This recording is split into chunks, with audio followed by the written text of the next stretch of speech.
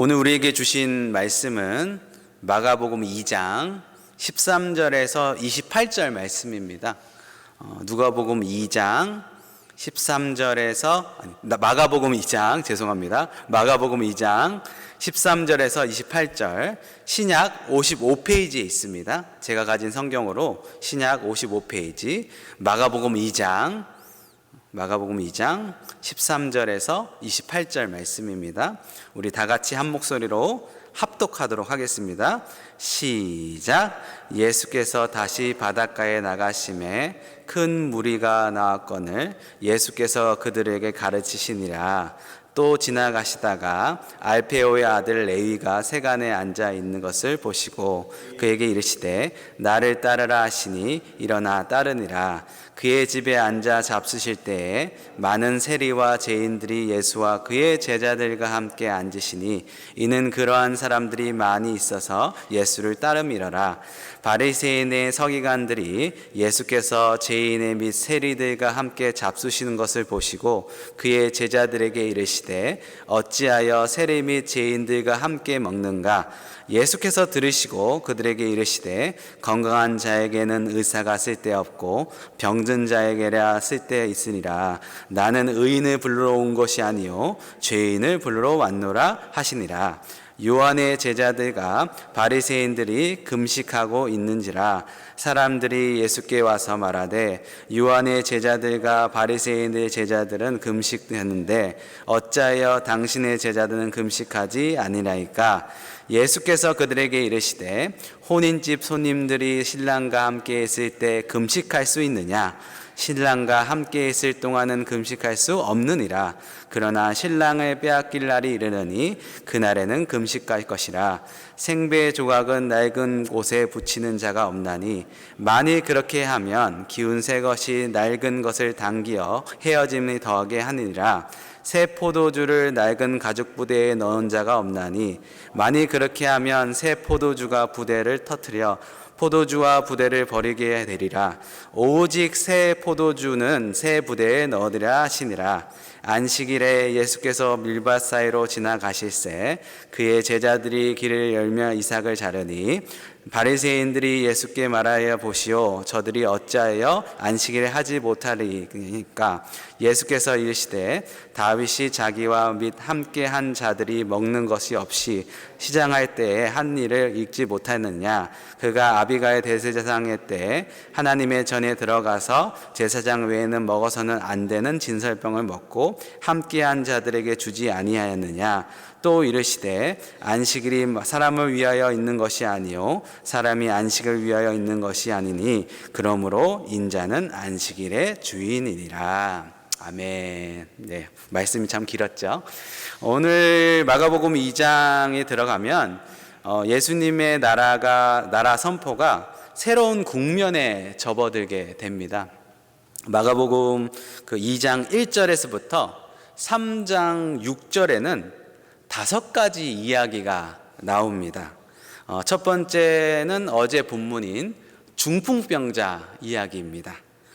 이 중풍병자 이야기는 마지막 5번째 손 마른 자와 대응을 합니다. 2가지 다 치유 사건이죠.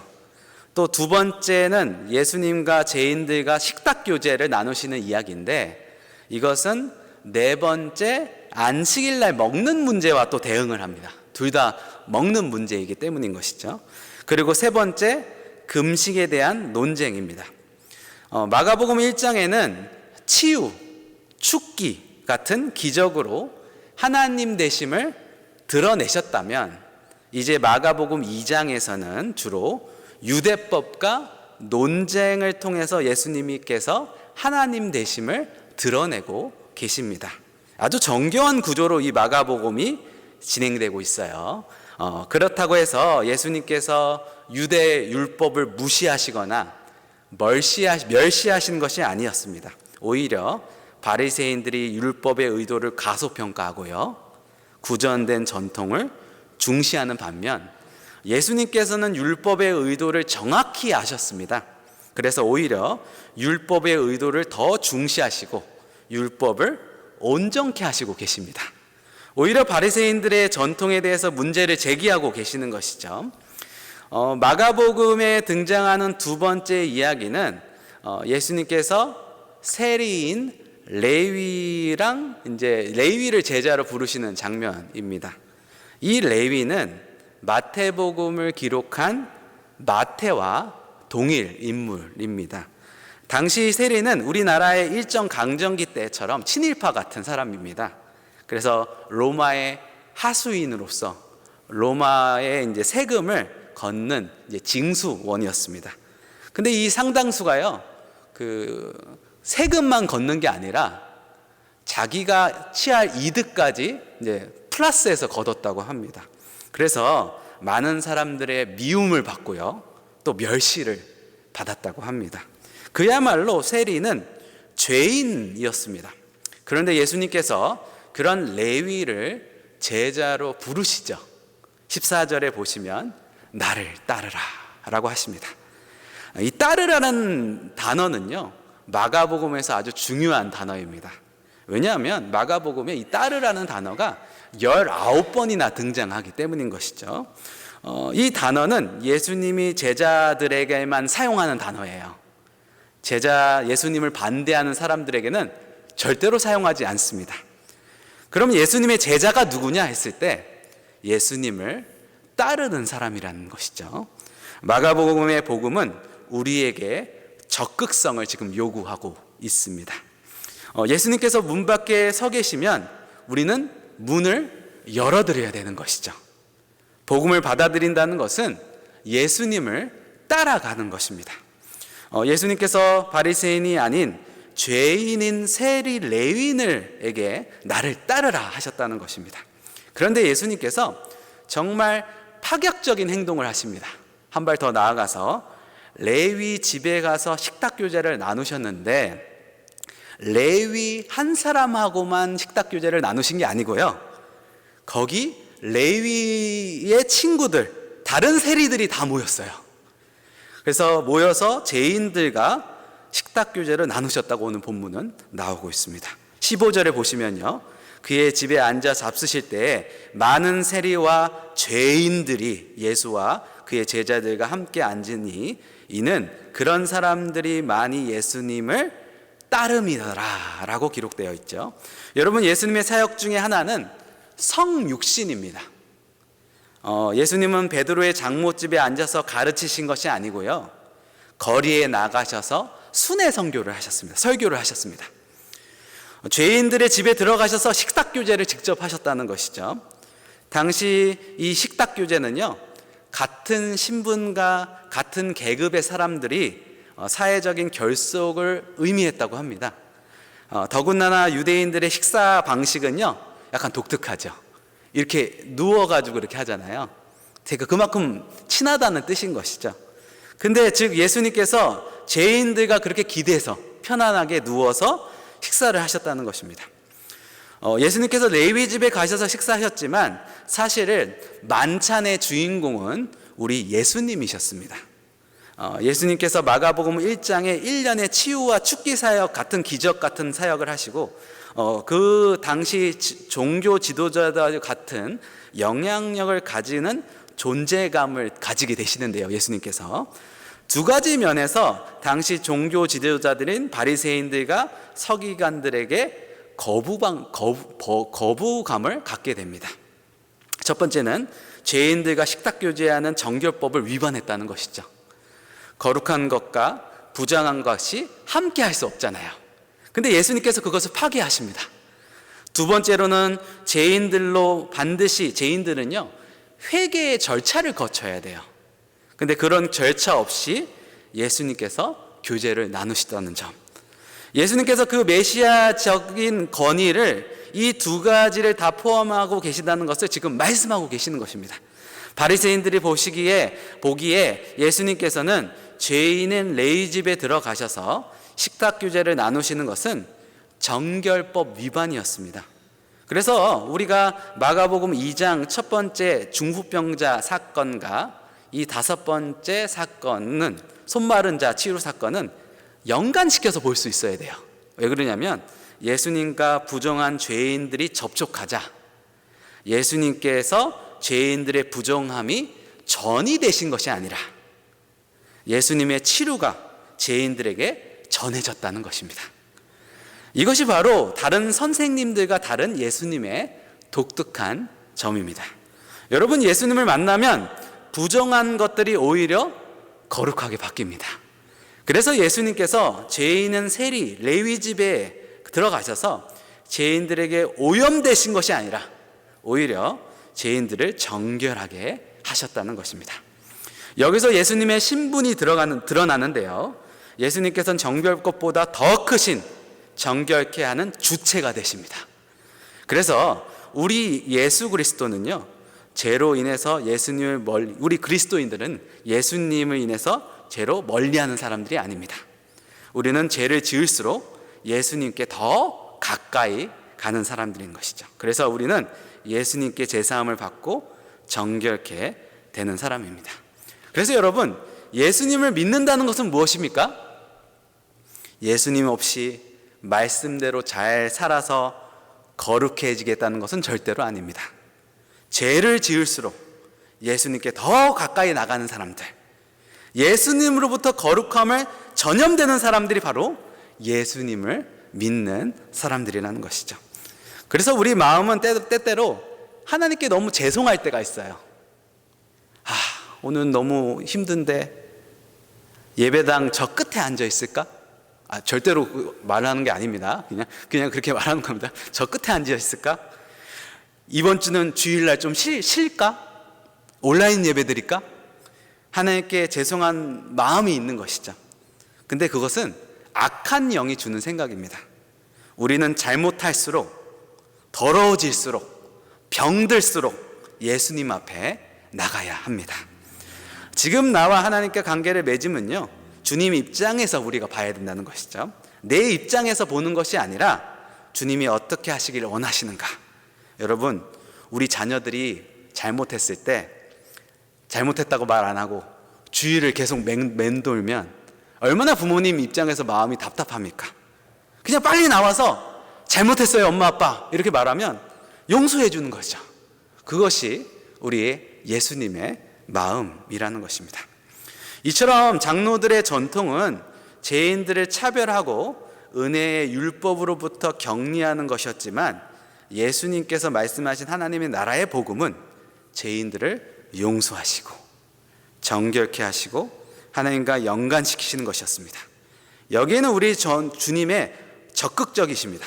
죄인들의 집에 들어가십니다. 성육신 하십니다. 같이 함께 먹습니다.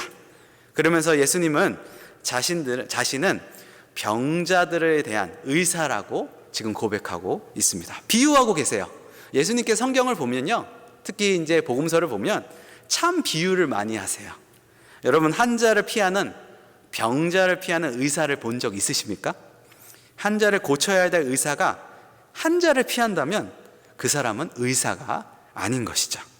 이와 같이 예수님께서는 병자들에게 의사로 오셨기 때문에 병자들과 함께 있고, 인자가 온 것은 의인을 부르러 온 것이 아니라 죄인을 부르러 왔다고 지금 말하고 있는 것이죠. 예수님께서 스스로 의롭다 여기는 바리새인들이 아니라 스스로를 죄인으로 여기는 사람들이 예수님의 제자가 됐다고 지금 부르시고 있다는 것을 말하고 있습니다. 그들은 예수님을 따르게 됐다는 것은, 예수님은요 우리를 정죄하러 오신 것이 아니라 구원하러 오셨다고 말하고 있는 것이죠. 그래서 여러분, 때로는 왜 이렇게 교회에 죄인들이 많아 이렇게 생각할 때가 있죠. 근데 어떻게 보면 당연한 것입니다. 그것을 때문에 예수님께서 오셨기 때문인 것이죠. 그리고 교회 밖에 많은 죄인들이 여전히 주님은 그들을 초대하고 계십니다. 그래서 교회 문턱은요 낮아야 합니다. 교인이 되는 것이 어려워서는 안 됩니다. 보니까 밴쿠버 맘카페라고 있더라고요. 그래서 저희 아내가 그거 가입을 하는데 무슨 국가 시험보다 어렵더라고요, 가입하기가.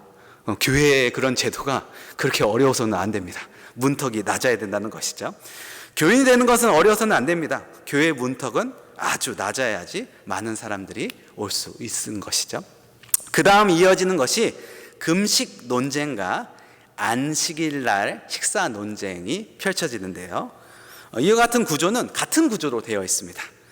이야기가 전개될수록 종교 지도자들의 갈등이 점점 심화되고 있습니다. 나중에는 이 종교 지도자들이 예수님을 십자가에 못 박게 되죠. 유대인들에게 경건에는 세 가지 기둥이 있는데 그것은 뭐냐 하면 기도, 자선, 금식이었습니다. 본문에서는 세례 요한의 제자들과 바리새인들의 제자들의 금식을 잘했다고 합니다. 그런데 예수님의 제자들은 금식을 잘 안 했습니다. 세례 요한의 제자들과 예수님의 제자들이 되게 대조를 하거든요. 성경에 보면 세례 요한은요 금욕을 하고 금식을 했습니다. 낙타털옷을 입고 석청과 메뚜기를 먹고 회개를 요청하고 금식을 했는데 예수님은요 항상 잔치를 베푸셨어요. 죄인들과 항상 먹고 마시고 그러셨습니다. 근데 이 잔치를 통해서 예수님은 사실 하나님의 나라를 가르치고 있는 것이죠. 그때 바리새인들이 왜 당신들의 제자는 금식하지 않느냐라는 질문을 하죠. 이에 대해서 예수님께서 혼인잔치의 비유를 하십니다. 당시 유대 사회에서는요 이 혼인잔치가 대단히 중요했다고 합니다. 어느 정도였냐면 랍비가 토라를 강론합니다. 토라는 그들에게는 최고의 가치죠. 랍비가 토라를 강론하다가 혼인잔치가 벌어지면요 그러면 랍비가 강론을 멈추고 학생들과 함께 혼인잔치에 참여했다고 합니다. 그만큼 혼인잔치가 중요한 것이죠. 예수님께서는 혼인잔치의 신랑으로 비유하시면서 혼인잔치보다 더 크신 예수님을 드러내고 계십니다. 그러면서 생배조각과 새 포도주를 사용하시는 새 부대를 비유하시는데요, 예수님이 곧 생배조각이시고 곧 새 포도주라는 말씀이신 것이죠. 예수님은 현대사회에 더해지거나 기속되지 않는다는 것입니다. 예수님께서는 오히려 토라가 자신의 사역에 방해될 때 토라를 깨고 토라를 자신에게 종속시키고 계시는 것이죠. 예수님은 자신의 신적 권위를 굴복시키지 않으십니다. 하지만 자기 자신을 온전히 내어주십니다. 예수님은 하나님 외에 그 누구에게도 충성심을 보이지 않으십니다. 하지만 몸소 만인을 섬기십니다. 예수님은 그렇게 유대 전통을 승리함으로 메시아직 권위를 지금 드러내고 계시는 것입니다. 그 다음에 안식일에 대한 비유가 등장하는데요, 예수님의 안식일에 대한 3단 논법이 지금 진행되고 있습니다. 사람은 안식일보다 크다. 예수님은 사람보다 위대하시다.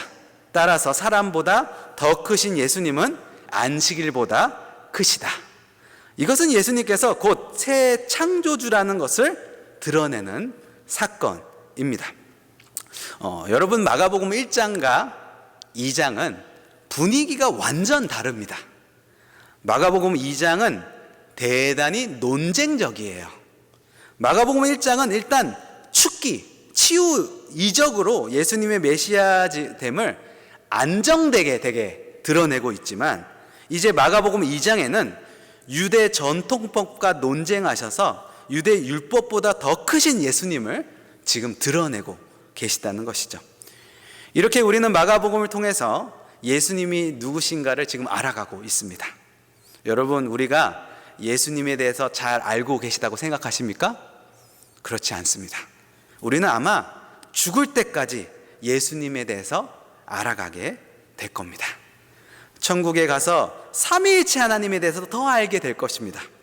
우리가 마가복음을 이렇게 한 장 한 장 보시면서 내가 예수님에 대해서 이런 오해가 있었고 예수님에 대해서 이렇게 이해가 부족했구나, 이런 것들을 채워가시면서 예수님에 대해서 더 깊이 알아가시고 예수님을 더욱더 깊이 만나면서 주 예수보다도 귀한 것은 없네 라는